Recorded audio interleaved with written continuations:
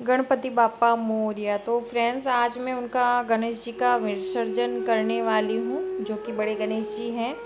मैंने 3 दिनों की स्थापना करी थी। अखंड दीपक 3 दिनों तक प्रज्वलित रहा था और 3 दिनों के बाद ही मैंने इनका विसर्जन तीसरे दिन लास्ट शाम को मैंने सूरज अस्त होने से पहले इनका विसर्जन मैंने कर लिया। तो देखिए, विसर्जन से पहले मैंने दीपक प्रज्वलित किया है, क्योंकि इनका स्नान वस्त्र सभी सुबह हो गया था। और इनको फिर से मैं धूप और दीप दिखाऊंगी, भोग लगाऊंगी। भोग लगाने के बाद मैं इनकी कपूर से आरती करूंगी।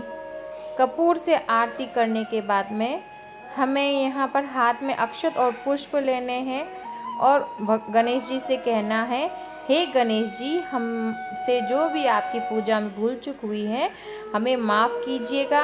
मुझसे या फिर मेरे घर के परिवार में से किसी से भी पूजा में जो भी भूल चूक हो तो हमें क्षमा कीजिएगा। तो और हमारे घर में ऐसे ही विराजमान रहिएगा अपने सूक्ष्म रूप में, और हम पर ऐसे ही कृपा दृष्टि बनाए रखिएगा। और हम आपके बड़े रूप को विसर्जन कर रहे हैं और छोटे रूप, सूक्ष्म रूप हमारे घर में ऐसे ही विराजमान रहें आप, और हमेशा हमारे घर में खुशहाली लाएं। ये विनती करनी है हमें, हाथ में अक्षत और पुष्प लेकर। और उसके बाद में देखिए, यहाँ पर कपूर आरती हो रही है। मैं वीडियो के साथ साथ जो मैं कर रही हूँ वो भी दिखा रही हूँ, और जो मैंने बता रही हूँ वो भी मैं आपको दिखा रही हूँ। तो इस तरह से हमें उनसे विनती करनी है। विनती करने के बाद में हमें एक ले लेना है कपड़ा। उससे पहले भी आप बांध सकते हैं और विनती करने के बाद में भी बांध सकते हैं। तो एक कपड़ा ले लेना है जिसमें काजू बादाम और थोड़ा मेवा डाल दें आप, और उसे गांठ बांध कर रख दें। जैसे कि हमारे घर से कोई जाता है तो हम उसे रास्ते में जाने के लिए टिफ़िन बांधते हैं, वैसे ही हम गणेश जी को थोड़ा सा कपड़े में बांध कर देंगे। रास्ते में जब वो अपनी माता के पास जाते हैं तब, मतलब खाते पीते कुछ भी होता है, ये बांध कर देते, रस्म है जो हम करते हैं। तो ये हमें बांधकर उनके हाथ में बांधना होता है। लेकिन मेरे गणेश जी का मूर्ति है वो छोटी है, इसलिए मैं उनके पास रख रही हूँ। और जब हम विसर्जन करते हैं तो ये मछलियाँ वगैरह खा लेती हैं, लेकिन मैं घर पे ही विसर्जन करती हूँ तो मैंने बहुत कम चीज़ें डाली हैं। आप ज़्यादा चीज़ें भी डाल सकते हैं। तो इस तरह से हमें इनको ये बांध कर देना होता है। और ये बांध देने के बाद में हमें, जो मैंने आपसे कहा था, वो अक्षत और पुष्प लेकर हमें भूल चूक माफ़ करने की याचना करनी है। इसके बाद में हमें चौकी को हिला लेना है, कलश देवता को हिला लेना है, गणेश जी को हिला लेना है, रिद्धि सिद्धि माता को हिलाना है। अखंड ज्योत अगर आपने प्रज्वलित करी है 10 दिन के लिए, 5 दिन के लिए, या 3 दिन के या 1 दिन के लिए, उसको हिला लेना है। और गणेश जी के बड़े विग्रह को हमें हिला लेना है। और हमें गणेश जी को गणपति बाप्पा मोरया, मंगल मूर्ति मोरया गाते हुए उनको विसर्जन की जगह लेकर जाना होता है। अगर आप बड़े विग्रह हैं, आप अगर कहीं विसर्जन करने जाते हैं तो ढोल नगाड़े के साथ लेकर जाएं उन्हें। अगर नहीं, छोटे से आप घर पे मेरी तरह विसर्जन कर रहे हैं तो आप इस तरह से घर में सभी बोलते हुए विसर्जन करें। विसर्जन जेंट्स के हाथ से होता है। आपके बूढ़े बुजुर्ग हो सकते हैं, आपके पति हो सकते हैं, बेटा हो सकता है, बच्चे हो सकते हैं। तो मैं अपने बेटे के हाथ से करवाऊंगी। और अगर कोई आपके यहाँ जेंट्स नहीं अवेलेबल हो रहा है तो कोई बात नहीं, आप अपने हाथों से भी विसर्जन कर सकते हैं।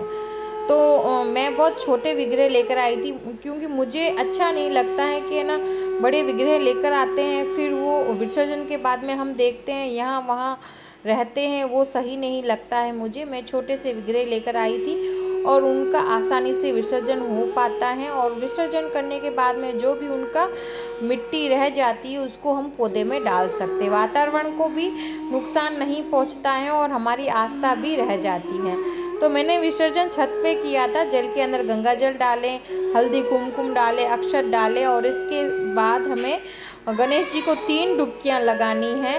3 डुबकियाँ लगाते हुए अंदर डालकर बाहर निकालना है, और चौथी डुबकी में हमें उनको इस पानी के अंदर छोड़ देना है।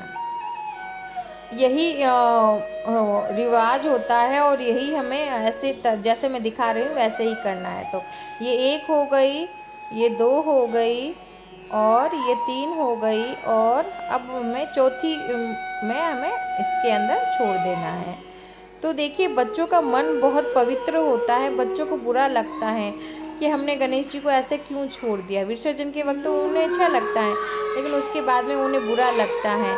उनको हमें समझाना होता है कि हमारे घर में जो पीतल के विग्रह हैं, जो हमारे पास गणेश जी हैं, वो हमारे पास ही रहेंगे। जैसे आप अपनी मम्मा के पास बैठे हो तो वो अपनी मम्मा के पास जा रहे हैं। तो देखिए आसमान में बादल छा रहे हैं, बारिश होने ही वाली है, भगवान जी बहुत खुश हैं। यही रूप हमें दिखाई देता है आसमान में। तो ये देखिए मिट्टी की मूर्ति है, बहुत ही आसानी से पिघल जाएगी और 4-5 घंटे के बाद में फिर मैं इस जल को पौधों में डाल दूंगी। और ये इस कलश के नारियल को आप फोड़ भी सकते हैं, विसर्जन कर सकते हैं। और इस कलश का नारियल एक पवित्र जल हो गया, इसको अपने घर में छटके, ऑफिस में, दुकान में छटके और बाकी जो भी जल बच जाए उसे तुलसी के पौधे को छोड़कर कहीं भी आप डाल सकते हैं। इसके अंदर सामान को आप खा सकते हैं, विसर्जन कर सकते हैं, सिक्के को आप तिजोरी में रख लें। और अखंड जो जल रही है तो ठीक है, आपको उसे मंदिर में रख ले एक साइड, या फिर आप किसी भी पौधे को पास रख सकते हैं, तुलसी के पौधे के पास छोड़कर, आपको बुझाना नहीं है। और बाकी सारे सामान का आप विसर्जन कर ले, अक्षत बचे उनका चिड़ियों को दे दे। और ये देखिए हमारे छोटे से गणेश जी हमारे इनको हम अपने मंदिर में विराजमान करेंगे। और जो दीपक जल रहा है उसको भी मैं मंदिर में रख लूँगी, अखंड ज्योत को मैं मंदिर के पास रख लूँगी, उसको हम बुझाएंगे नहीं। केले को हम प्रसाद के रूप में ग्रहण कर लेंगे। कलश में जो भी सामान है उसका मैंने आपको बता दिया है, नारियल को खुद ग्रहण कर सकते हैं। इस तरह से मैंने सारे सामान को एडजस्ट कर लिया है। मिलते हैं अगले वीडियो में, धन्यवाद।